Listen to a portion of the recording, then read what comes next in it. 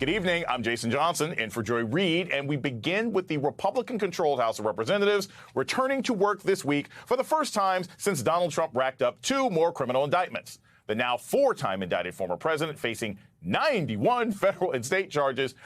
But instead of focusing on the 11 legislative days Congress has to fund the government, Speaker McCarthy and Trump's allies in Congress are raring to go to serve his legal defense and his 2024 campaign.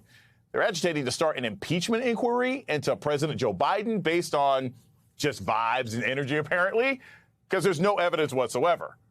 McCarthy's real boss, Marjorie Taylor Greene, is leading the charge, saying she won't support any measure to fund the government until the House votes to begin an impeachment inquiry. But even right-wing Freedom Caucus member Kim Buck called Marge's timeline absurd because, and these are his words, evidence doesn't actually exist.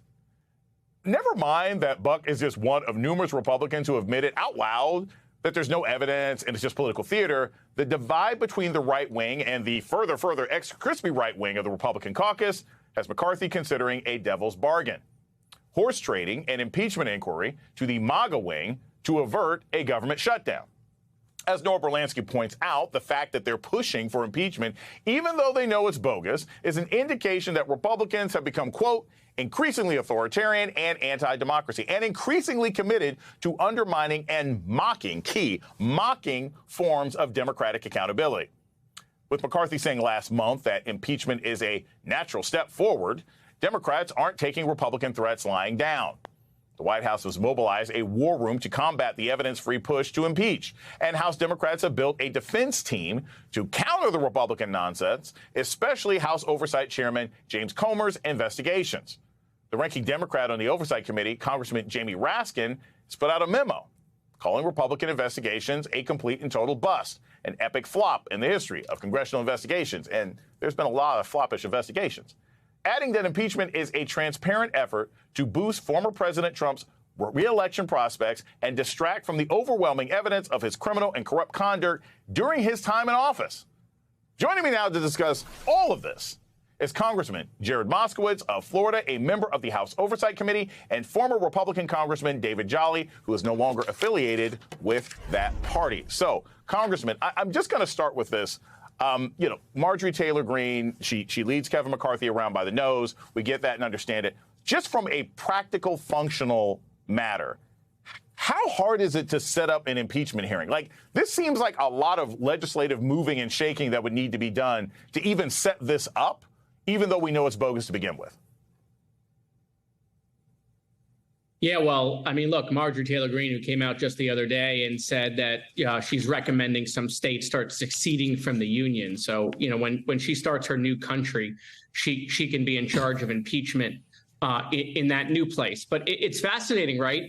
Right, Jason? We're watching Freedom Caucus members fight amongst themselves over Joe Biden impeachment. I mean, I didn't have that on my bingo card that Joe Biden's impeachment would be dividing the Republican Party, but it's exactly where the status of the House Republicans are right now. They have no direction. They don't know whether they want to fund the government. They don't know whether they want to impeach the president.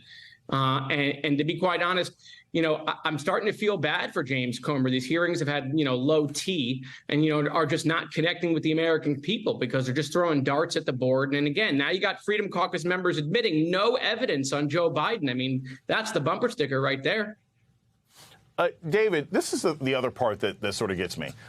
And I thought Congressman Raskin's point was very clear that, some of this is research. It's mocking impeachment. The impeachment process is supposed to be for obvious high crimes and misdemeanors, things that are so blatant that the entire public knows or understands them, things that are so blatant that they attack the core, the absolute core of our democracy. The idea that Republicans basically want to do this because they just don't like Joe Biden, doesn't that sort of make a mockery of what an impeachment is supposed to be about anyway? Yeah, Jason, I'm glad you framed it that way because we are about to see the fitness of Speaker Kevin McCarthy put to test. We're about to see his personal mettle and integrity put to the test. We're about to see his ability to be a prudent custodian of the House put to the test. But this goes all the way back to the corrupt bargain that Kevin McCarthy made with Matt Gaetz and Marjorie Taylor Greene and all of the others to become Speaker after 15 votes. And I believe the deal was struck then in January. I don't think it's a deal in the works now. I think Kevin McCarthy, whether it was explicit or not, he knew they were going to have a debt ceiling raise that he was going to lose. Kevin tried to spin it like a win and say there were conservative victories, but the Freedom Caucus called his bluff and said, no, there aren't. So they're already smarting from the early summer debt limit increase. Now you're looking at the annual budget breaking down, funding the government September 30th. And here's why Kevin McCarthy will have to move forward with going after Joe Biden. There is not a budget that could pass just with House Republicans and get the support of Senate Republicans. This actually isn't about even compromising with Senate Democrats or Joe Biden. There is not a hard right conservative budget that could get 218 Republicans in the House that would get Mitch McConnell to vote for it, which leaves Kevin with saying, okay, the only way, whether we have a shutdown or not, the only way to keep the government funded is going to be with probably 175 Republicans and 100 plus Democrats and Joe Biden's signature. And then how does Kevin McCarthy remain Speaker after that? Likely to move forward with an impeachment that he agreed to last January.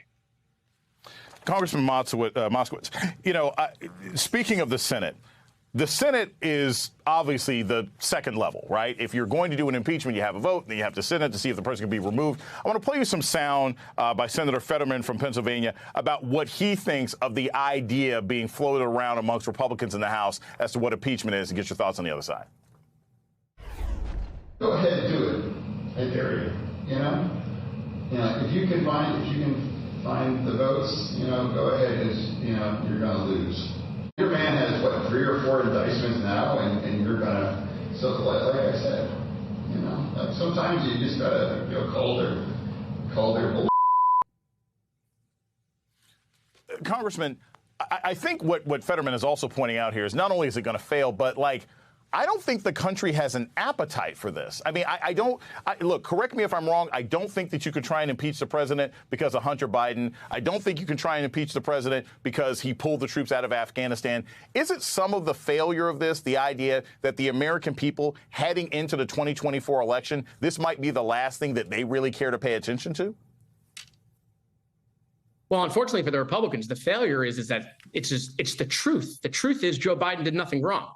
I mean, Senator Fetterman is right there, which is, they've been talking about it. They've spent all tens of millions of dollars, I'm sure, of taxpayer money running all these investigations that have proven nothing. And by the way, if the polling showed that the American people wanted Joe Biden impeached, okay, you can be sure Republicans would have launched this inquiry already. But as soon as these articles got filed, they buried them in committee. They buried them in Homeland Security. They didn't want to talk about it.